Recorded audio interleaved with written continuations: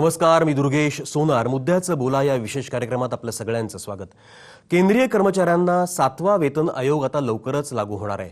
7व्या वेतन आयोगाच्या शिफारशींना केंद्रीय मंत्रिमंडळाच्या बैठकीमध्ये नुकतीच मंजुरी देण्यात आलेली आहे. त्यामुळे केंद्रीय कर्मचाऱ्यांच्या पगारामध्ये वाढ होणार हे निश्चितच आहे. केंद्रीय कर्मचाऱ्यांपाठोपाठ राज्य सरकारी कर्मचाऱ्यांनाही 7व्या वेतन आयोगाचा लाभ हा आता मिळू शकतो. सरकारी कर्मचाऱ्यांचे पगार वाढतायत ही एका अर्थाने चांगलीच गोष्ट आहे, त्याचं स्वागतच केलं पाहिजे. पण त्याच वेळेला इतर घटकांच्या आर्थिक सुबत्तेचं काय याचाही विचार करण्याची वेळ आता आलेली आहे. एकीकडे सरकारी कर्मचाऱ्यांना पगार वाढ मिळत असताना दुसरीकडे शेतकरी मात्र कर्जमाफीच्या मागणीसाठी, हमीभावाच्या मागणीसाठी अक्षरशः टाहो फोडतायत. असंघटित क्षेत्रातल्या कामगारांची सुद्धा अवस्था फारशी चांगली नाहीये. त्यातच आता जीएसटी लागू होतोय, त्याचा फटका बहुतेक सगळ्याच क्षेत्रांना बसणार हे सुद्धा उघड आहे. जीएसटीमुळे महागाई नियंत्रणात येण्याऐवजी वाढण्याची शक्यता नाकारता येत नाही. याचा विचारच कुठेही केल्याचं सध्या तरी दिसत नाही. या सगळ्या पार्श्वभूमीवरती सरकारी कर्मचाऱ्यांना जे सहजासहजी मिळतं ते शेतकरी किंवा असंघटित कामगारांना का मिळत नाही? 7वा वेतन आयोग देताना सरकारच्या तिजोरीमध्ये पैसे असतात, मग शेतकऱ्यांना हमीभाव देताना किंवा कर्जमाफी देताना सरकार हात आखडता का घेतं? 7व्या वेतन आयोगासाठी आवश्यक असलेला पैसा येतो तरी कुठून? सरकारी कर्मचाऱ्यांचं हित पाहिलं गेलं पाहिजे, यात काही शंका नाही. पण मग शेतकरी आणि कामगार वर्गाच्या हिताचं काय? समाजातल्या सगळ्याच घटकांना आर्थिक विकासाची समान संधी का बरं मिळत नाही? इतर क्षेत्रांकडे पाहण्याकडे सरकारचा जो काही दृष्टिकोन आहे तो नेमका काय आहे? हे आणि असे अनेक मुद्दे खरं म्हणजे या निमित्तानं उपस्थित झालेले आहेत. आणि याच मुद्द्यांच्या अनुषंगानं आपण करणार आहोत आजची चर्चा, ज्याचा विषय आहे 7वा वेतन आयोग कोणासाठी. आणि या मुद्द्यावरती बोलण्यासाठी माझ्यासोबत आहेत नेहमीप्रमाणे नामवंत पाहुणे. भाजपचे प्रवक्ते अवधूत वाघ मुंबईतून या कार्यक्रमामध्ये सहभागी होत आहेत. राष्ट्रवादी काँग्रेसचा तरुण कार्यकर्ता भूषण राऊत पुण्यातून या कार्यक्रमात सहभागी होतोय. डॉक्टर संजय दाभाडे हे कम्युनिस्ट कार्यकर्ते आहेत, ते पुण्यातनं या कार्यक्रमात सहभागी होत आहेत.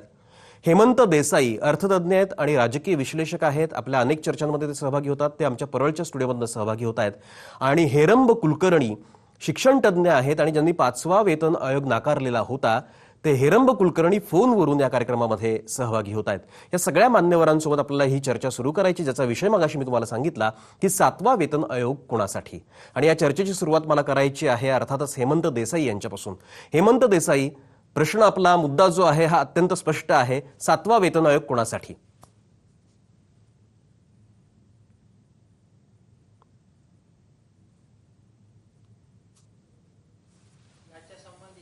पूर्वी तात्यासाहेब केळकरांची भूमिका अशी असायची की हेही चांगलं आणि तेही चांगलं असं न करता स्पष्ट आणि रोखठोक भूमिका आपल्याला घ्यायला लागेल. आज बातम्या शेजारी शेजारी प्रसिद्ध झाल्यात वर्तमानपत्रात की शेतकऱ्यांच्या कर्जमाफी केल्यानंतर जो बोजा 30,000 कोटीचा केवळ महाराष्ट्र सरकारवरती पडणार आहे, 34,000 कोटी घ्या. त्यासाठी वेगळं महामंडळ उभारायचं, केंद्र सरकारकडनं सवलतीच्या दरामध्ये कर्ज पुरवठा घ्यायचा, अशा प्रकारची धावपळ आता सरकारला करायला लागते. आणि त्याचवेळी केंद्र सरकारच्या कर्मचाऱ्यांना घसघशीत पगारवाढ जर दिली जात असेल तर त्याच्याबद्दल आपल्याला स्पष्ट भूमिका घ्यायला लागेल. मग सरकारी कर्मचाऱ्यांना काय वाटतं त्याच्याबद्दल ही भूमिका नाही. कर्मचाऱ्यांना कमी मिळावं किंवा असं अजिबात नाही. पण एकूण देशाच्या चौकटीमध्येच ते कर्मचारी आहेत, ते कुठे अमेरिकेत किंवा स्वीडनमध्ये राहत नाहीयेत. आज आपण ज्याचा उल्लेख केला, असंघटित क्षेत्रातल्या कर्मचाऱ्यांना, कामगारांना दरडोई 3500 सुद्धा मिळत नाहीत. सरासरी दरडोई उत्पन्न भारताचा 7,000 आहे. आणि हा जो किमान पगार आहे आता तो 18,000 असणार आहे कर्मचाऱ्याचा. म्हणजे याचा अर्थ तिपटीपेक्षा थोडंसं कमी, 2.5 पट तरी पगार त्यांचा जास्त आहे. हे योग्य आहे का असा प्रश्न आपण विचारायला पाहिजे. 1996 साली या कर्मचाऱ्यांच्या वेतनामध्ये 36% आणि 2006 साली म्हणजे जेव्हा युपीए सरकार होतं तेव्हा 51% वाढ झाली. त्यामुळे यावेळी जेव्हा 7वा वेतन आयोगाचा अहवाल आला त्यामध्ये 14%च वाढ आहे असं असलं तरी सुद्धा या चौकटीमध्ये आपण बघायला पाहिजे. आणि या 14% आता सरकारने त्यामध्ये एक कमिटी नेमली. कमिटी नेमल्यानंतर केंद्रीय मंत्रिमंडळानं विचार केला आणि त्यात जास्त पगार त्यांना दिला.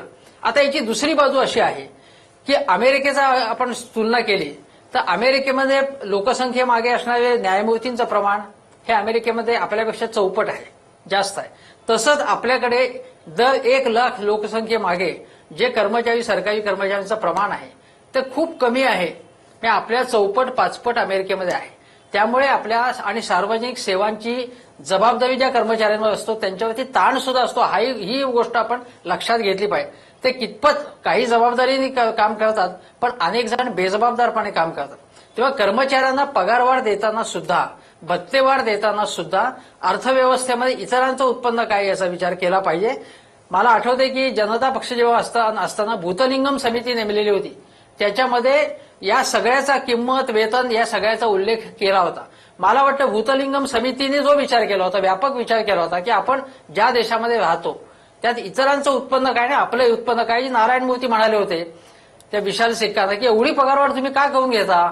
म्हणजे जो इन्फोसिस मला सामान्य कर्मचारी आहे आणि अध्यक्ष सीईओ यांच्या पगारात किती तफावत असली पाहिजे, याचं काहीतरी गणित आहे की नाही. म्हणून हेरम कुलकर्णी सारखे शिक्षक यांनी स्वतःहून याचा त्याग केला, त्याचा विरोध केला आणि लोकांचा किंवा शिक्षकांचा, कर्मचाऱ्यांचा विरोध पत्करला.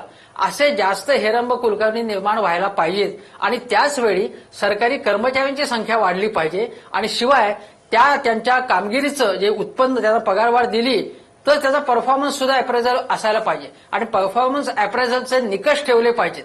जे निकष सुरेश तेंडुलकर यांनी सुद्धा काही त्याच्याबद्दल शिफारसी केल्या होत्या, पण त्या काळच्या संयुक्त आघाडी सरकारने, त्यानंतर युपीए सरकारने याचा विचार केला. कुठलंही सरकार करत नाही, कारण असं जर काही परफॉर्मन्स अप्रेझल केलं तर लोकांना आवडत नाही. काही ठिकाणी, काही राज्यामध्ये, काही डिपार्टमेंट्समध्ये सुरू झालं असेल, पण व्यापक प्रमाणामध्ये वेतन वृद्धी खासगी क्षेत्रात असताना त्यांनी काय काम केलं हे बघितलं जातं. तर या सरकारी सेवेमध्ये काय असतं की काही डिपार्टमेंट असे आहेत की जे उत्पन्न कमवतात, इतर डिपार्टमेंट्स उत्पन्न कमवत नाहीत. पण मग इतर निकष ठेवायला लागतात की ठेवता येतील. लोकांचं समाधान काय केलेलं आहे, लोकांचा फीडबॅक कसा आलेला आहे, त्याच्यावरनं त्यांचं मूल्यमापन करता येईल. हेमंत देसाई तुमचा मुद्दा पोहोचला. हेमंत देसाई तुमचा मुद्दा पोहोचला. बरोबर. पगारवाढ झालेली आहे. बरोबर. हेमंत देसाई मी परत तुमच्याकडे येतो. त्यामध्ये सरकारने अगदी हेमंत देसाई मी परत तुमच्याकडे येतो. अत्यंत महत्वाचा मुद्दा आहे की ज्या पद्धतीने कॉर्पोरेट क्षेत्रामध्ये म्हणा किंवा खासगी क्षेत्रामध्ये, खासगी कंपन्यांमध्ये अप्रायझल असतं, म्हणजे तुमच्या परफॉर्मन्सवरती तुमची पगारवाढ ही निश्चित केली जाते, तेही टक्केवारी ठरलेली असते. तसं सरकारी सेवांमध्ये मात्र होताना दिसत नाही. सरसकट ही पगारवाढ असते, पण ती पगारवाढ देत असताना बाकी काही मुद्द्यांचा ज्याचा उल्लेख खरं म्हणजे आता हेमंत देसाईंनी केला की इतरांचं उत्पन्न लक्षात घेऊन ही पगारवाढ जी आहे याचा कुठेतरी विचार केला पाहिजे. ते सगळे संदर्भ हेमंत देसाईंनी दिलेले आहेत. हेरंब कुलकर्णी आता आपल्यासोबत फोनवर नाही, ज्यांनी 5वा वेतन आयोग नाकारलेला होता. हेरंब कुलकर्णी, मला सांगा, तुम्ही 5वा वेतन आयोग त्यावेळेला नाकारला, त्यावेळी तुमची भूमिका जी स्पष्ट होती ती त्यावेळेची भूमिका नेमकी काय होती आणि आता 7व्या वेतन आयोगापर्यंत आपण पोहोचलेलो आहे. 7वा वेतन आयोग आता लागू होणार हे निश्चित आहे. कसं पाहता याच्याकडे? आयोगाला मी जेव्हा विरोध केला, सरकारला ऍफिडेव्हिट सादर केलं होतं, तेव्हा सरकारने मला सांगितलं की तुमच्या एकट्यासाठी काय आम्हाला अशा प्रकारची वेतनवाढ नाकारता येणार नाही. म्हणून 6व्या वेतन आयोगाच्या वेळी आम्ही जनहित याचिका दाखल केली. ती जनहित याचिका फेटाळली आणि आता 7वा वेतन आयोग आलाय. माझी भूमिका ही आहे की माझा त्या पगार किती द्यावेत याच्याबद्दलचा हेमंत देसाईंचा मुद्दा अगदी बरोबर आहे की सामान्य माणसाच्या तुलनेत तुम्ही किती असावं. परंतु मला वेगळा एक मुद्दा असं मांडावासा वाटतं यासाठी की तिजोरीचं समन्वय वाटप तुम्ही लोकसंख्येच्या प्रमाणात करणार की नाही, हा माझा खरा मुद्दा आहे. म्हणजे आज 48% पगारावर खर्च होतोय, पगार आणि पेन्शनवर 66,000 कोटी, कर्ज आणि व्याजावर आपण 13% जातोय आणि अजूनही 8% या 7व्या वेतन आयोगाचा बोजा जर पडला तर 68% रक्कम आज फक्त या प्रशासनावर, ऍडमिनिस्ट्रेटिव्हवर खर्च होणार आहे आणि 32% उरलेल्यांसाठी राहणार आहे. लोकसंख्येचा जर हिशोब केला तर आज 18 लाख कर्मचारी जर महाराष्ट्रामध्ये धरले तर 18-72 लाख त्यांचे कुटुंबीय, पेन्शनर धरून 1 कोटीपेक्षा जास्त त्यांची संख्या नाही. म्हणजे लोकसंख्येमध्ये 8% असणाऱ्या सरकारी नोकरांसाठी आपण तिजोरीचे 55% रक्कम जर खर्च करणार असू तर हा काय प्रकार आहे. आणि ती जर भटके विमुक्तांची आज 1.5 कोटी संख्या आहे, त्यांच्यासाठी काही लाखाची तरतूद तुम्ही करत नाही. शेतकऱ्यांची आज 52% संख्या आहे, त्यांच्यासाठी आज मला फक्त निम्मी वेतनवाढ म्हणजे निम्मे कर्जमाफी दिली तरी आपण आरडाओरडा करतोय. तेव्हा प्रश्न असा आहे की या देशातल्या पायाभूत योजनांचं काय करायचं, विकासाच्या योजनांचं काय करायचं. आज घरकुलांच्या सारखी योजना आहे, 2 वर्षापूर्वी त्याला कपात लावली. मुख्यमंत्री असं म्हणतात की आम्ही 35% विकास योजनांमध्ये कपात करणार आहोत. मग माझा असा प्रश्न आहे की जर विकास योजनांचे जे भटके विमुक्तांच्या विकासाला तुम्ही कात्री लावणार, आदिवासींच्या विकासाला कात्री लावणार, मग पगाराला कात्री का लावत नाही. ही लोक या व्यवस्थेमधले लार्जर दॅन लाईफ हे कोण आहेत. म्हणजे ते मंत्रालयामध्ये तुम्हाला दमदाटी करतात, दादागिरी करू शकतात म्हणून तुम्ही त्यांना घाबरणार.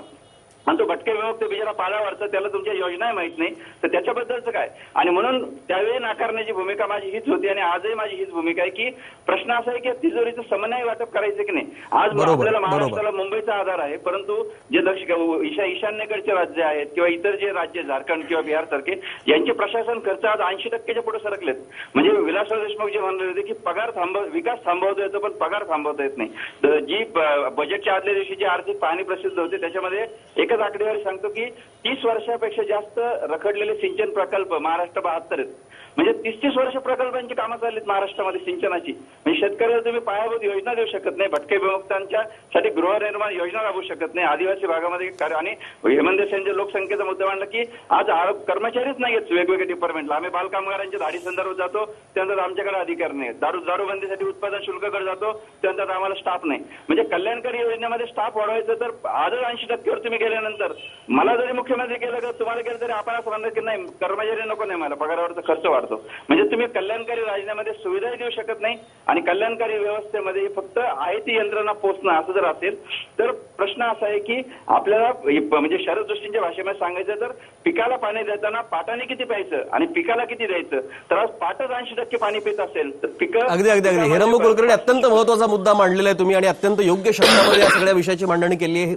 हेरंब कुलकर्णी तुम्ही फोनवरती असेच थांबा आमच्यासोबत. अत्यंत महत्वाचा मुद्दा आहे की पाटाला पाणी आपण शेताला जेव्हा पाणी देतो तेव्हा पाटाने किती घ्यायचं आणि पिकांना किती द्यायचं. 80% पाणी जर पाटच पित असेल तर त्याचं काय करायचं. आणि जो मुद्दा अत्यंत हेरंब कुलकर्णी महत्वाचा मांडलेला आहे तो असा आहे की सरकारी तिजोरीचं समन्वयी वाटप याचा विचार आपण करणार आहोत की नाही. अवधूत वाघ, मला तुमच्याकडनं याच्यावरती उत्तर अपेक्षित आहे. तिजोरीचं समन्वयी वाटप आतापर्यंत का होऊ शकलं नाही.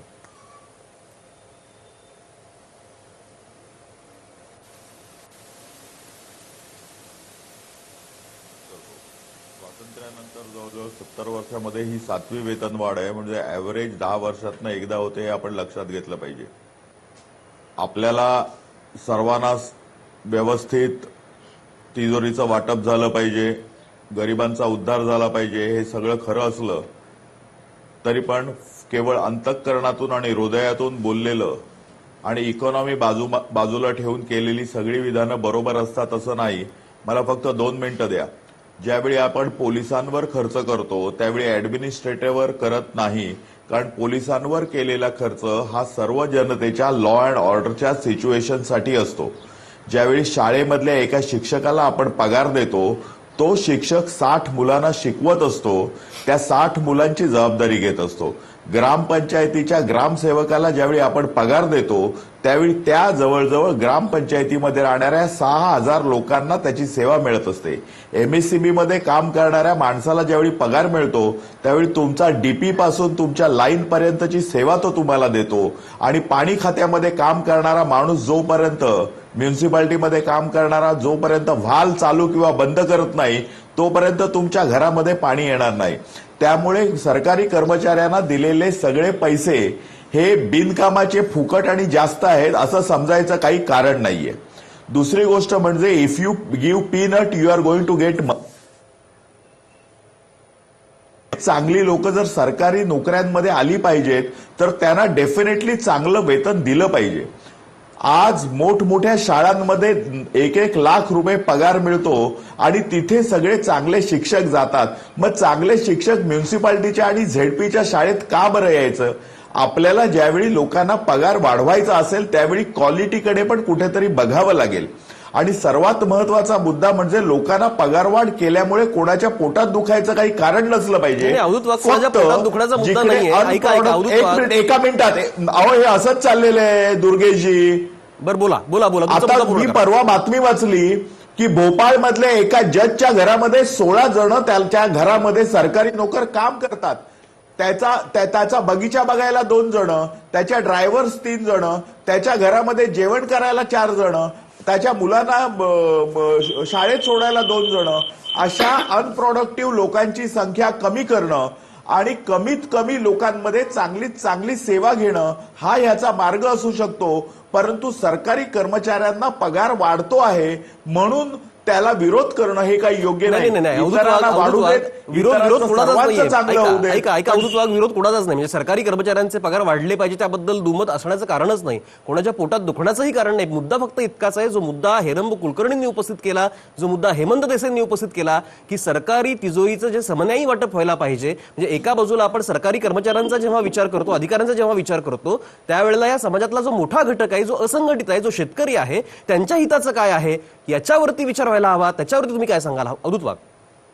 दुर्गेशजी हे सरकारी ऑफिसर क्लास 1 ऑफिसर आणि IAS ऑफिसर हे 1% पण नाही आहेत. जवळजवळ 95% तृतीय श्रेणी आणि चतुर्थ श्रेणी कामगार आणि कर्मचारी आहेत म्युन्सिपाल्टीमध्ये. त्यांचा विचार करा. ड्रेनेजमध्ये उतरून ड्रेनेज साफ करणारी लोक आहेत, गटारं साफ करणारी लोक आहेत, पिऊनची काम करणारी लोक आहेत, ड्रायव्हर्स आहेत. हे जवळजवळ 95% लोक आहेत. डाऊन ड्रेन लोक आहेत. ही गरीब लोक आहेत. आजही पोलिसांमध्ये काम करणारी लोक. हे पोलीस कुठे राहतात मुंबईमध्ये आणि बाहेर ते जाऊन पहा तुम्ही, त्यांना किती पगार मिळतोय बघा. सियाचेन मध्ये काम करणारा जो सैनिक आहे तो सरकारी कर्मचारी आहे, त्याचं बघा. सियाचेन मध्ये काम करतोय. ठीक आहे अवधूत वाघ, तुमचा मुद्दा पोहोचला. मी परत तुमच्याकडे येतो. तुम्ही जा ना, तुम्ही सियाचेन मध्ये जाऊन काम करा ना. ठीक आहे अवधूत वाघ, तुमचा मुद्दा पोहोचला. तुमचा मुद्दा रास्तपणे. पण हेमंत देसाईंना बोलायचं. हेमंत देसाई बोला.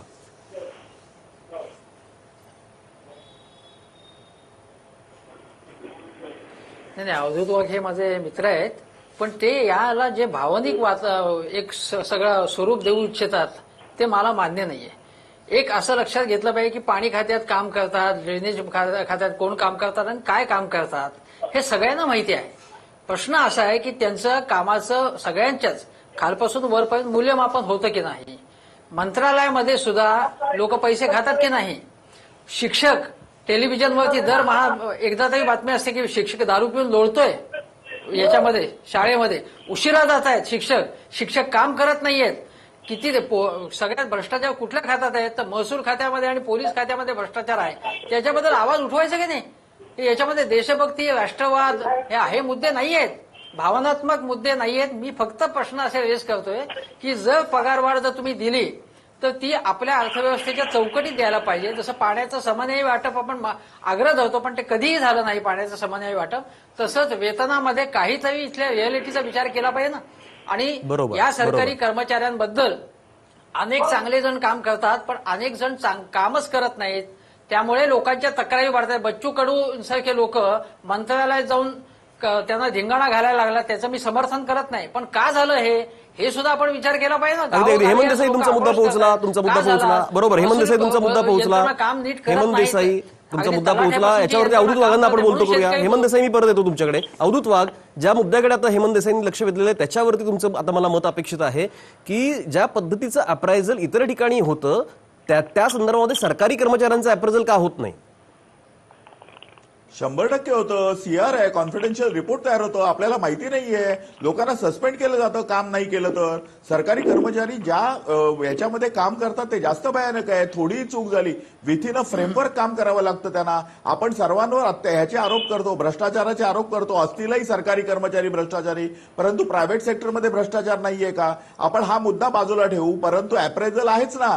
कुठच्या पण IAS ऑफिसर असो, क्लास 1 ऑफिसर असो, अप्रेझल सिस्टीम आहे. निलंबित केलं जातं, सेवेतनं बाजूला केलं जातं, सस्पेंड केलं जातं. ठीक आहे अवधूत वाघ,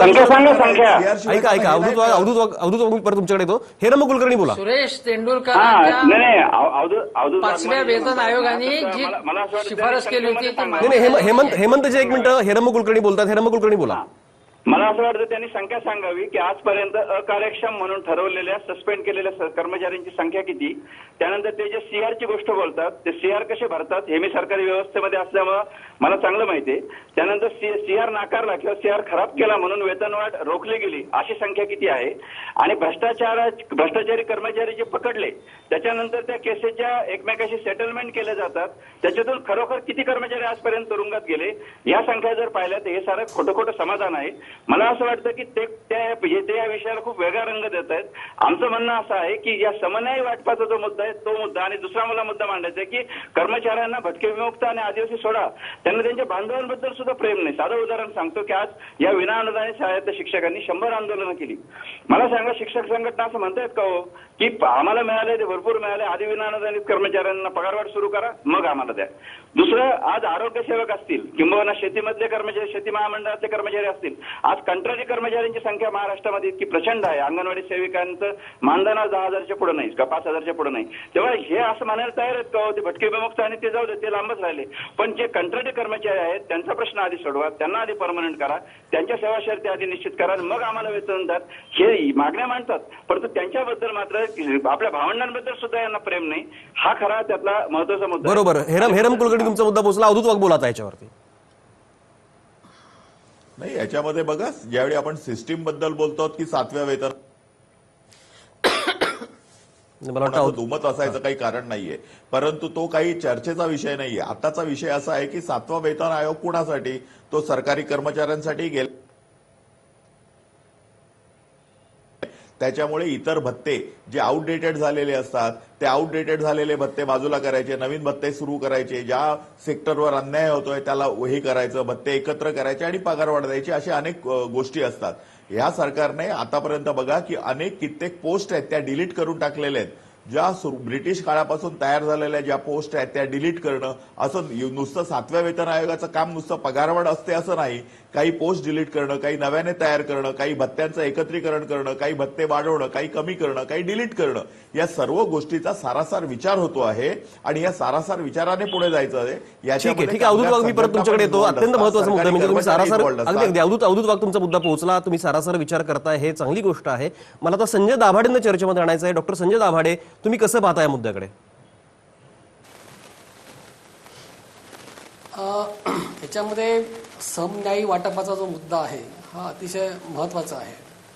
परंतु त्याकडे येण्यापूर्वी मी फक्त एका गोष्टीचा उल्लेख या ठिकाणी करीन की मगाशी हेमंत देसाई सरांनी पण त्याचा उल्लेख केला की भारतातले जे सगळे सरकारी कर्मचारी आहेत, कामगार आहेत किंवा अधिकारी आहेत, त्यांची जे प्रमाण आहे ते 1622 एवढं प्रमाण हे 1 लाख लोकसंख्येला आहे. अमेरिकेमध्ये हे प्रमाण जवळपास 7,500 1 लाख लोकसंख्येला असं प्रमाण आहे. आणि बदलत्या परिस्थितीमध्ये कामाचा निश्चितपणे एक ताण सुद्धा मोठ्या प्रमाणामध्ये हा सरकारी कर्मचाऱ्यांवर आपल्याला वाढताना दिसतो. एकूण जे संपूर्ण ऑर्गनाइज सेक्टर आहे, संघटित क्षेत्र आहे, त्याच्यामध्ये फक्त 3.5% एवढा वाटा हा सरकारी कर्मचाऱ्यांचा आहे आणि 2.5% वाटा ऑर्गनाइज सेक्टरचा हा प्रायव्हेट सेक्टरमधला आहे. उर्वरित 94% जे संपूर्ण क्षेत्र आहे, कामगार क्षेत्र आहे, ते असंघटित क्षेत्र आहे. त्याच्यामध्ये जवळपास 40%हून अधिक प्रमाण हे अॅग्रिकल्चर सेक्टरमध्ये आहे, अनऑर्गनाइज सेक्टरचं. आणि हा सगळा जो अनऑर्गनाइज सेक्टर आहे, असंघटित क्षेत्र आहे, तो कुठल्याही सामाजिक सुरक्षेच्या विना आज आपलं जीवन जगताना दिसतोय. मी या ठिकाणी एक सांगेन की मी स्वतः एक महिलांसाठी, कामगार महिलांसाठी मोफत आरोग्य केंद्र पुण्यामध्ये चालवतो.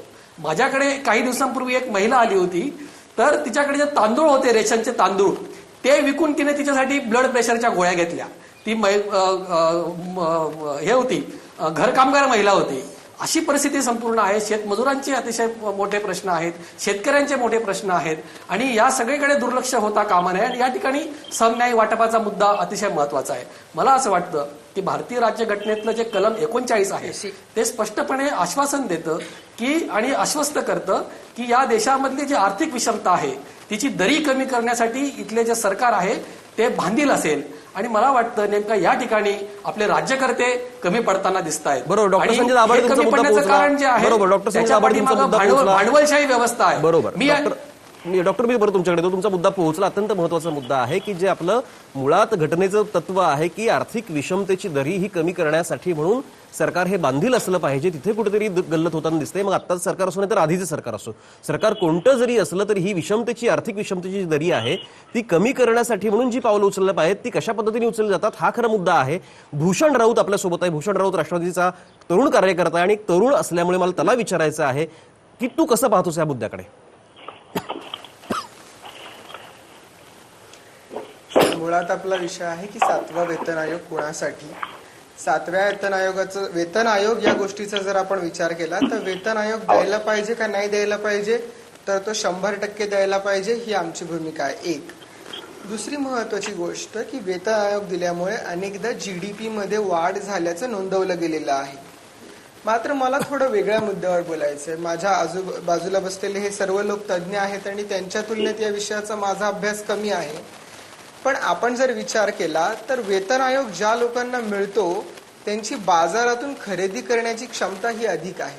ते उत्तम ग्राहक असतात. आणि जर भाजपचा आपण विचार केला तर भाजप हा ग्राहकांच्या बाजूने असणाऱ्यांचा पक्ष आहे. आणि म्हणून आपल्याला सध्याचे आपल्यासोबत बसलेले भाजपचे प्रवक्ते हे वेतन आयोगाची बाजू घेताना दिसतात, कारण हे सगळे भांडवलशाही धार्जिणे लोक आहे भारतीय जनता पार्टीचे. मला वेगळा मुद्दा असा मांडायचा आहे की वेतन आयोग दिला पाहिजे, पण सध्या वेतन आयोग देण्याची वेळ आहे का? एकीकडे शेतकऱ्यांवर 34,000 कोटीची कर्जमाफी केली जाते. राज्याच्या तिजोरीवर फार मोठा बोजा या गोष्टीमुळे येणार आहे. आणि दुसरीकडे राजपत्रित अधिकाऱ्यांचे, क्लास 1 अधिकाऱ्यांचे पगार 2 लाखाच्या वरती जात आहेत. ठीक आहे भूषण तुझा मुद्दा मला पोहोचला. वाटतं की ऐका भूषण तुझा मुद्दा पोहोचला. मी आता हेमंत देसाईंकडे येतो. हेमंत देसाई मला फक्त एकच दुर्गेशजी ऐका ना, अवधूत वागा, ऐका या चर्चेचा समारोप तुम्हालाच करायचा आहे. शेवटी मी तुम्हालाच वेळ देणार आहे. त्यामुळे 1 मिनिट थांबा. हेमंत देसाई आधी बोला. हेमंत देसाई बोला.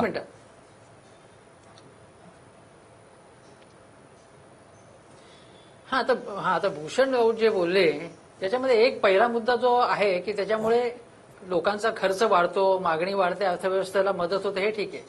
पण कुठलीही वेतनवाढ करताना हा प्रमुख उद्देश असत नाही. काय असतो उद्देश? तर जगण्याच्या पातळीपर्यंत त्यांना महागाईचा विचार व्हावा, घरभाडे भत्त्याचा विचार व्हावा आणि त्यांना जगता यावं, चांगलं काम करता यावं, यासाठी वेतन आयोग आहे. दुसरी गोष्ट ते जे म्हणाले की भांडवलशाही अर्थव्यवस्थेमध्ये, आता ते काही कम्युनिस्ट पक्षामध्ये नाहीये. भांडवलशाही अर्थव्यवस्था ही बळकट कोणी केली आहे? ती राष्ट्रवादींनी सोय केलेली आहे. छगन भुजबळांकडे जर 10,000 कोटी रुपयांच्या मालमत्ता असतील तर ती भांडवलशाही अर्थव्यवस्था आहे का याची प्रोलेटरीची अर्थव्यवस्था आहे? कोणाची आहे? म्हणजे सर्वसामान्य कष्टकऱ्यांची आहे का अर्थव्यवस्था? आणि तिसरी गोष्ट म्हणजे याच्यामध्ये एक लक्षात घेतलं पाहिजे की भांडवलशाहीमध्ये आपण आहोत आता सगळे.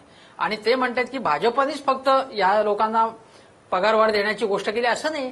काँग्रेसनी सोय केली, राष्ट्रवादीने केले, शरद पवारांनी जेव्हा केंद्र सरकारने जेव्हा हे वेतन आयोग पूर्वी केले तर ताबडतोब इथे महाराष्ट्रात लागू केलेले होते शरद पवारांनी ते.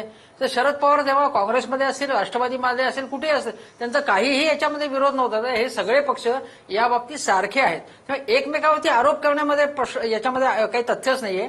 आपण मेन इश्यू घेतला पाहिजे की काय करायला पाहिजे, काय आपण करत आलो आहोत, काय करायला पाहिजे.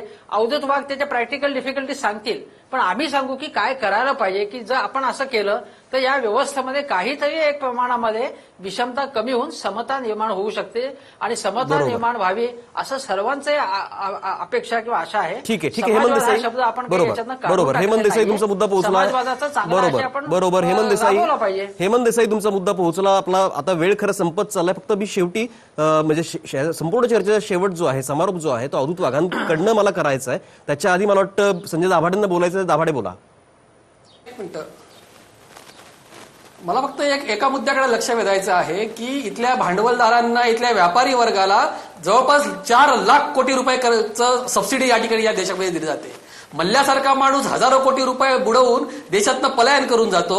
त्यांच्याकडे आपण त्या मुद्द्याकडे लक्ष वेधलं पाहिजे. एक मला सांगायचा मुद्दा असा आहे की हे संपूर्ण जे सरकारी व्यवस्था आहे ही भांडवलशाही मानणारी व्यवस्था आहे आणि याच्यामध्ये जे आर्टिकल 39 जे आहे भारतीय राज्यघटनेतलं, त्याची जी जबाबदारी आहे, त्याची अंमलबजावणी करण्याची जबाबदारी आहे, ते सध्याचं असेल किंवा आधीचं भांडवलदारी सरकार असेल ते पार पाडू शकत नाही. आणि याच्यासाठी समाजवादी राज्यव्यवस्था याच्याशिवाय काही पर्याय नाही. डॉक्टर दाभाडे तुमचा मुद्दा पोहोचला. समाजवादी राज्यव्यवस्था असल्याशिवाय याला पर्याय नाही, हा मुद्दा तुमचा पोहोचला. अवधूत वाघ, या संपूर्ण चर्चेचा समारोप मला तुमच्याकडनं अपेक्षित आहे की 7वा वेतन आयोग कोणासाठी, असं आपण जरी या विषयाचं शीर्षक दिलेलं असलं तरी मुद्दा अत्यंत महत्वाचा आहे. जो मुद्दा वारंवार हेमंत देसाई मांडतायत, जो मुद्दा वारंवार हेरंब कुलकर्णी मांडतायत की आर्थिक आपल्या एकूणच व्यवस्थेचं समन्यायी वाटप कधी होणार, हा मुद्दा आहे. ज्या सवलती, जे फायदे, जे लाभ सरकारी कर्मचाऱ्यांना मिळतात ते असंघटित क्षेत्रातल्या कामगारांना आणि शेतकऱ्यांना कधी मिळणार? बोला.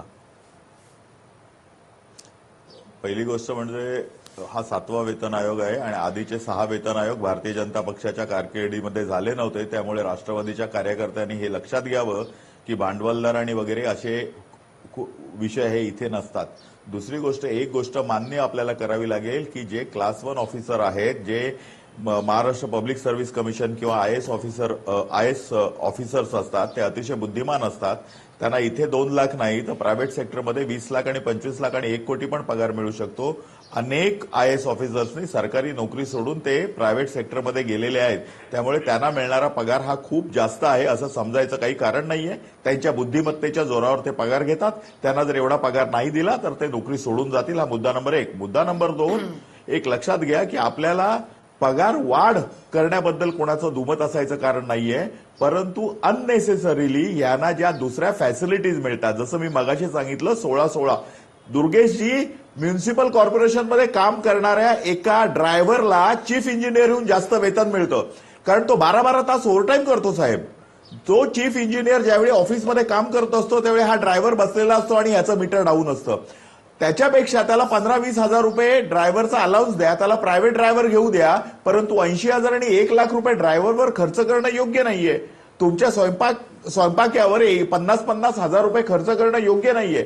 मला असं वाटतं की अनवॉन्टेड लोक जी आहेत ती कमी करून, ठीक आहे. माझा वेळ संपला, मला थांबवायला लागतं तुम्हाला. अत्यंत महत्वाचा मुद्दा हा होता की 7वा वेतन आयोग कोणासाठी असं म्हणत असताना एकूणच म्हणजे कर्मचाऱ्यांना, केंद्रीय कर्मचाऱ्यांना, सरकारी कर्मचाऱ्यांना पगारवाढ मिळाली पाहिजे याबद्दल दुमत असण्याचं कोणाचंही कारण नाही. पण मुद्दा असा आहे की आर्थिक तिजोरीचं, आपल्या सरकारी तिजोरीचं जे समन्यायी वाटप व्हायला पाहिजे, ज्याचा उल्लेख आता डॉक्टर दाभाडेंनी पण केला की समाजवादी राज्यव्यवस्था आल्याशिवाय याच्यामधली ही जी दरी आहे विषमतेची, आर्थिक विषमतेची, ती काही कमी होणार नाही. एकूण ही चर्चा अत्यंत महत्वाची होती की समाजातल्या सगळ्याच घटकांना आर्थिक विकासाची समान संधी कशा पद्धतीने उपलब्ध करून देता येईल याचा विचार प्रामुख्यानं केला पाहिजे, आणि तो विचार या चर्चेच्या निमित्ताने झाला असं वाटतं. एकूणच या सगळ्या चर्चेमध्ये सहभागी झालेल्या सगळ्या मान्यवरांचे आता आभार मानतो. मुद्द्याचं बोलामध्ये आता इथेच थांबतो. थोड्या वेळात आपण लगेच भेटू आमच्या साम अपडेट या बुलेटिनमध्ये. तोपर्यंत नमस्कार.